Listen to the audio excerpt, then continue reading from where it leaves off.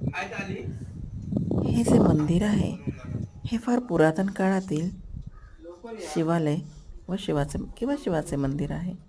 हे जे तुम्हाला दिसत आहे ना, हे वारूळ आहे. या वारुळात म्हणे पूर्वी एक नाग राहायचा. तो या मंदिरामध्ये नेहमी यायचा. पुजाऱ्यांशी बोलल्यानंतर पुजाऱ्यांनी आम्हाला या मंदिराबद्दल बरीचशी माहिती दिली. हे नंदीला फक्त एकच शिंग आहे, जे तुम्हाला आत्ता व्हिडिओमध्ये दिसत आहे. मंदिर खूप सुंदर आणि पवित्र आहे. आजूबाजूचा परिसरही खूप स्वच्छ ठेवला आहे.